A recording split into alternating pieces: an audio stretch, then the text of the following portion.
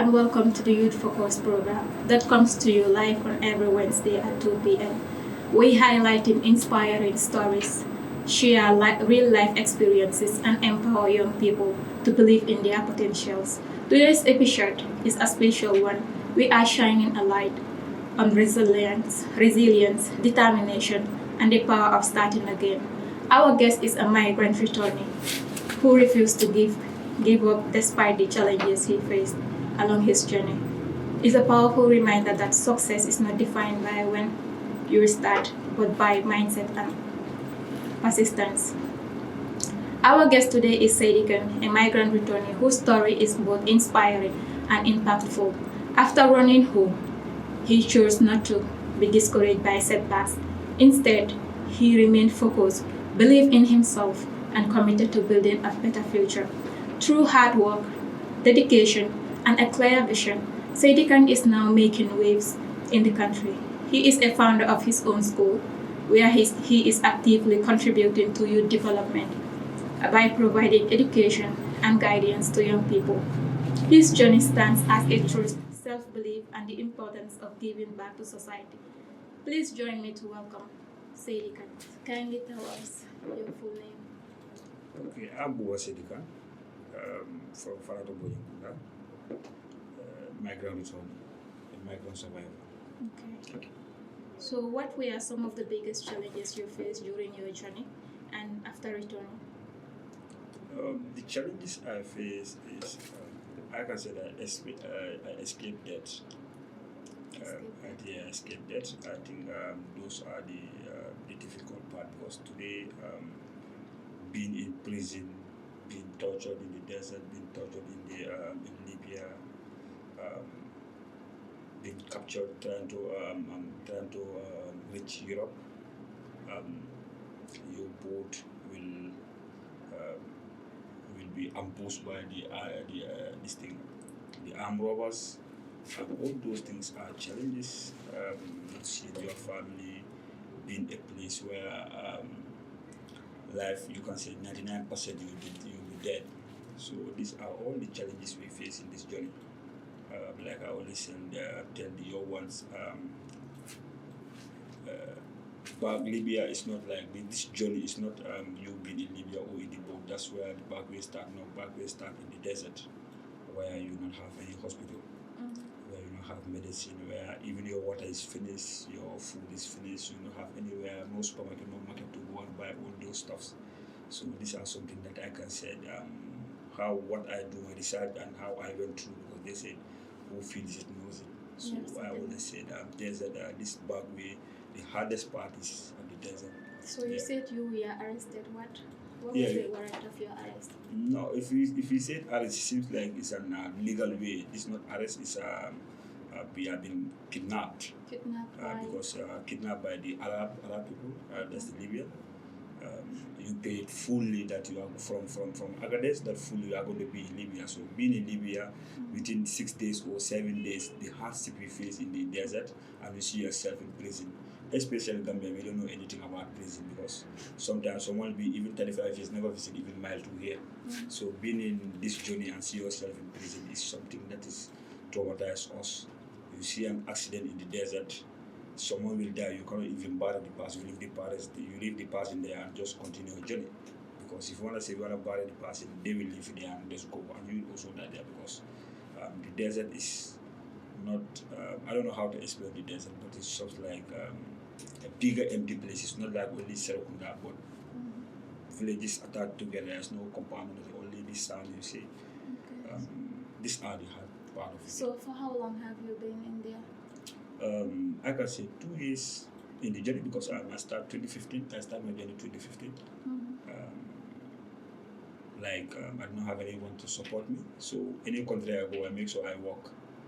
I save money, then I just go. Those are the things. Then I went to Mauritania. I worked for 3 months, 3 weeks, saving money and working. Then that's how I start my journey. And Libya also, I do work and I save money. Then I just proceed to pay my boat for myself. This is how I was sponsoring myself to go until I reached Libya. Okay. You have shown a lot of resilience. What mindset helped you focus after coming back? I tried the boat 3 times. I could not go. I could not cross. like many people said, Senegal is his bad luck. He will never make it in life. These are the things that when I tried about 1, 2, 3, I could not go. I voluntarily come. I tried about 3, so I could not go. Then I was in the prison. This dream came to me that okay, when I graduated, I was like, boy, Libya. Then I did like 3 days in Aga. 1 week in Aga. So it's a simple thing. So when I went through all this, I was in prison. I was thinking about this because our last day in prison that we are all going to be deported. We cannot go back again. That was the time I was in the prison thinking, meditating, and I was writing. When I came back, I'm gonna set a sample because a lot of your ones are there who thought that Libya, like I just back that's not the reality. So if I came back, these are going to be the things that I'm gonna advocate for. I'm gonna tell the youth the danger that is in from you leave Gambia, Senegal, up to where you want to go. These are the dangers you face. So before going, you have to be physically fit, mentally fit, and financially fit. Because I see some people, their parents are millionaires. They can't even go to Europe, but they have to start this back region. So they went through this, they couldn't even cross. Libya doesn't mean that you have money, you will cross. No, that's not the case. This thing is just like a lock, and you have to get set of all those ones. That's why I said financially strong, mentally, physically, spiritually strong. All those things you have to know before they pack their back and go.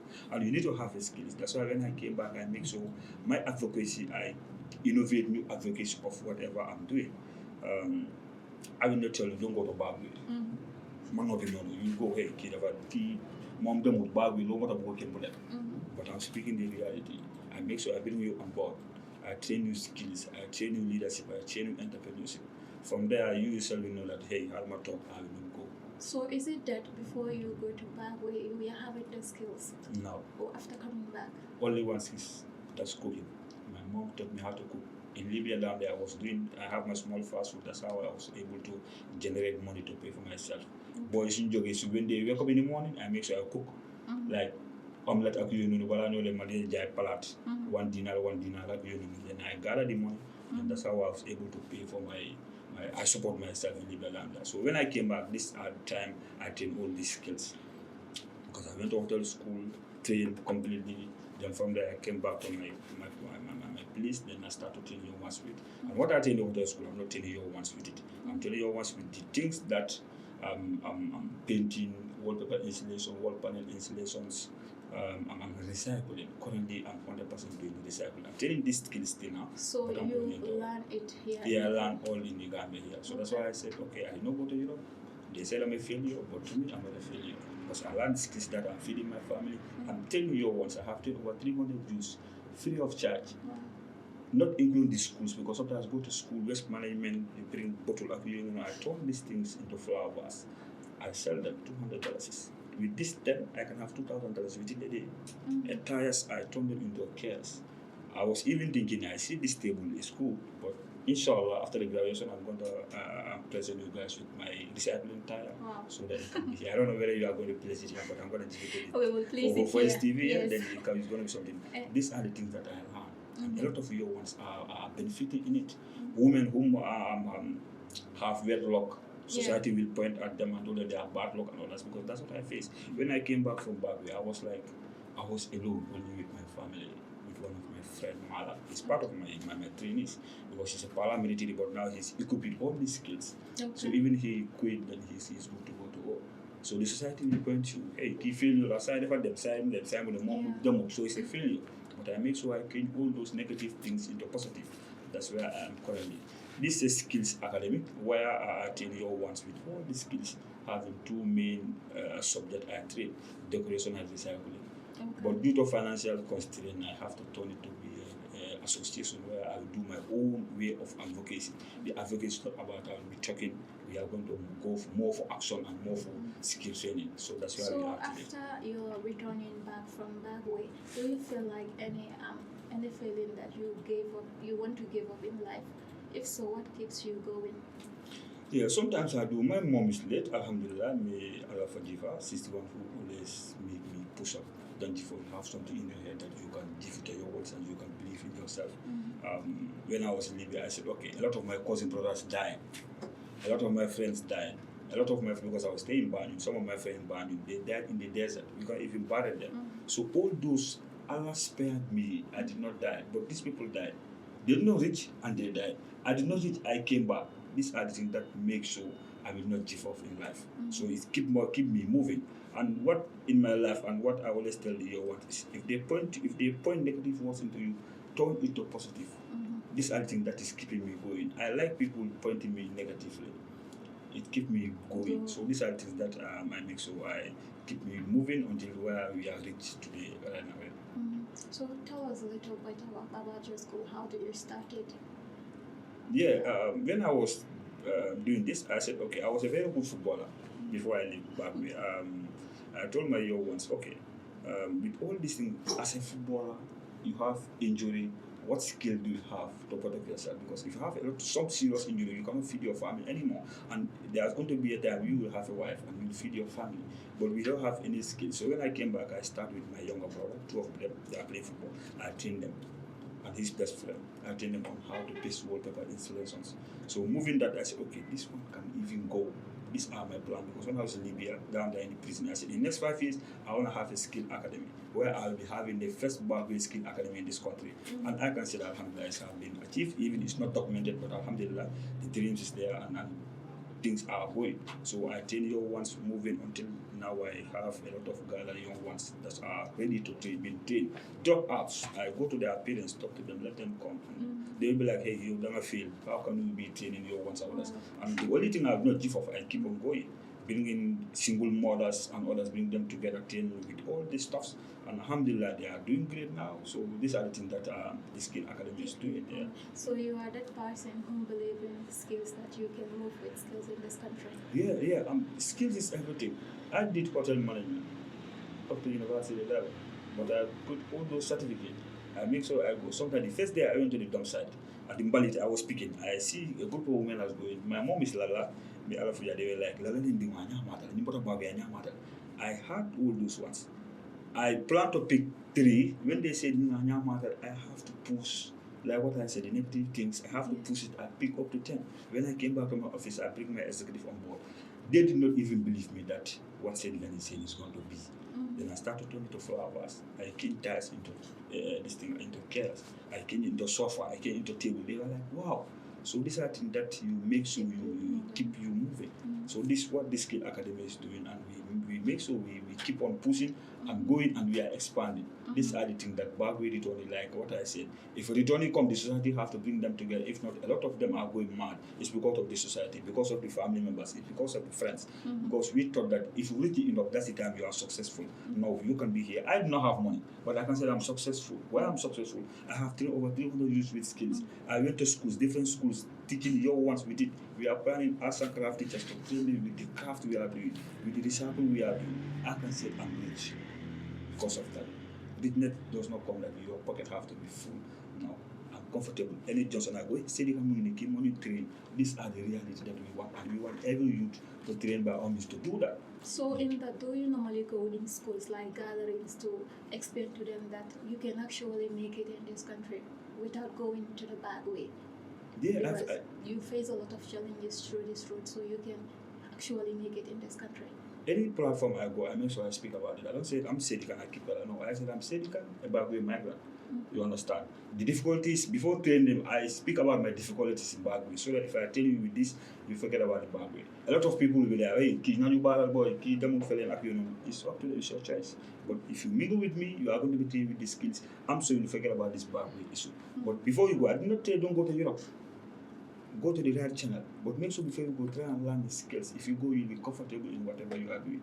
These are things that we tell the youth. If I was having the skills, I will not go to this Bagwe, I swear to God. I will not go, but I will not have the skills. I thought only football, then injury, then the only thing I can think of is this Bagwe. But if I was having the skills, not football, then I can focus on these skills. But because I did not have that skill, so that's why I said everybody in this country have to go for skills. I have friends that are teachers, they are complaining, pay and others, and other social workers, they will be like, boy, sorry, they will feel like I'll be keeping going. So you can even they want to go learn skills. I train you to go and learn skills. You go to school, when you come back weekends, go and do painting, go and do whatever it is, because I train you with it. Your salary, my web boy I'm talking about, that's part of my executive. That's Marlon, he's a paramilitary. Sometimes 3 to 4 months, you don't even look at his salary. Because So it's earning something you out are of this. employing them. Very good, yeah. I'm employing them and they are training by all means. They also try to How train many your ones. youths have you been? Currently, I'm having 14 year ones 14. whom I'll be working with. Yeah. Wow. So, and those people in next 2 years or in next year, they will be graduated and they just go, because currently I have 10 year ones, but we are 80 students are to graduate on this Saturday. But it's over 105, those are completely qualified. But due to some absentees in the classroom, so we have to, all those ones have to go back again to make sure, to correct all those ones, and then, but we are graduating only 80 for now in this Saturday. And those who are all of them, we train them to go and train their sisters, their aunties at home and others. So what challenges are you currently encountering in your school? Those are, it's an infrastructure. Yeah, because the place, the space we just took is just I can say 2 room. That's where we are. That's where we do our office work. That's where we train the young ones. But for practical, we have a place already. If someone's empty land, then I talk to the person, they give it to us. Then they just lend it to us for us to do our practical. So that's why we do our practical. Because when I want to register this as a skill academy, first Bagwe Skill Academy, I went to NACA. It was the requirements are very high. I did not have any support. And if I said they always tell me Bagwe a failure. When I came back, we came with I think 19 in number, no 36 in numbers. Some of that came, that were deported. So when I came back, I didn't have any support from IOM, because some people they were like, boys, I never amount had 60,000, 70,000. I did not have any support from IOM because in the system my name was not captured. So I was completely devastated. Over 4 months following for the money, I could not have it. I forgot about the money. I forgot about the support. I focused on myself, go and learn skills. That's why I still now I'm going. Even with support or without support, I'm going. And because the young ones, I have a mentality that with support or without support, these are things that I'm going with. So that's why it's still now over 5 years, we could not have any support. But we are moving and we are taking the young ones with these skills. Yeah, but have you reached out to any officials like business philanthropists for support in this country? Yeah, when I wrote, when I bring the executive together, the program manager, the secretary, and others, they wrote to a lot of offices, but no response. Yeah, just last 3 months, I met with Minister of Youth. They invited me there as a migrant only. When I was going, I checked the tire that I make as a table. I presented to him. He was like, so someone can do this in the Gambia? I said, yes. A lot of youths in this country are doing great, but they are not seen. They are not being supported, like myself. That's why a lot of your ones are trying to go to this journey. So, but if you do your research, a lot of young Gambians are doing great. And he was like, Alhamdulillah. So he told us to write a proposal. We wrote a proposal for him to help us with a tricycle, because sometimes we always go to dump site and collect. So hiring a tricycle is cost us sometimes. So these are difficulties we are facing. We need support, like infrastructure or even a tricycle for now. Yeah. So what message will you have for the youth who feel discouraged about life? You should not be discouraged about life. We have seen some people, they are still living, they have sickness. But for you are living, you are healthy, and others, you should be grateful for God, Allah. But and the mentality I want the young ones to have is, being in Europe does not determine whether you are successful or not. Truly speaking, if you said they will be like mocking you, especially on my Facebook. If I wrote such, they'll be commenting negatively, and that negative give me fire to go. So alhamdulillah, I'm good to go with that. But what I can say, before you move, even go to Senegal, try and learn skills. Not office work can satisfy you. You'll be blaming the system. Why you are aging every day? Before you know, you are 40, 50. So it's something that you'll be complaining all the time. Before complaining, the only thing you can do, go for action. Like what I'm doing, my advocacy, we are doing action. We go learn skills, and sometimes 3 to 6 months, these people are qualified. One of my students there now, he's in university.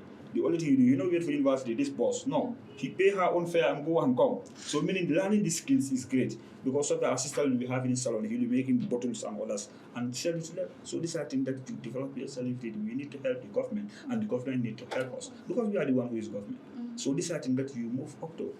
So believe in yourself and make sure you learn skills. Wherever you are good. Alhamdulillah. Corona is a big sample to us. Corona make a lot of people, especially when I was working in a hotel. I was in a hotel, but I was learning these skills. They were like, But when I learn how to do the painting, color, you cannot go out. Hotel, you cannot walk. These hotel boys and brothers, they'll be like, say, you guys were insulting me. Like, I leave hotel, I'm going to painting. You are leaving, you are insulting me. Now, Corona stopped everything. Now, you want to work on this. So, Corona is a big sample to every youth in this country. Know that you need to have skills. Skills can be different. Doesn't mean that Senegal is doing painting, I also have to do. No. Skills can be everything. You guys, whatever you are doing, even camera and others, photo editing and others, is all part of skills. Just believe in whatever you are doing, and support will find you. Support did not find me, but I'm sure support will find me, inshallah. Yeah, inshallah. Support will go. Okay, viewers, as we come to the end to conclude this program, we have heard Sadiq's inspiring story, and I believe most of us, most youths out there who believe in that they cannot actually make it in this country, will make it through his story. And as we are coming to end this program, Sadiq, can kindly tell us your final message. What is your vision for the future, both yourself and for the young people in this country? Okay. Always walk in the dark. Your results will speak for itself. My results is speaking for me on Saturday. And Voice TV is invited at Farato Bodakunda. You will see the voice, you will see my struggle in the dark by myself. This is what I can tell you. It doesn't mean that you are doing ABC. Everybody have to see. Whatever you are doing, you believe in yourself. One day it will speak for you. So that's where you are today. People who insulted me that I'm a failure, they don't include me in their things, whatever they are doing. Today, those are the people they are bringing their sisters, their daughters, for me to train them. This is something that I can say. Believe in yourself, whatever you are doing. Don't underrate. And you have to be in the position that you have to tell me you are doing great, so I have to go. No, believe in yourself that you are doing great, and you just go. And I will tell every youth down there, let's forget about backway. Backway is deadly. Backway is no-go area. Believe in yourself. You can be in this country and go channel and you reach Europe. These are the message I have to use. Learn skills. Thank you.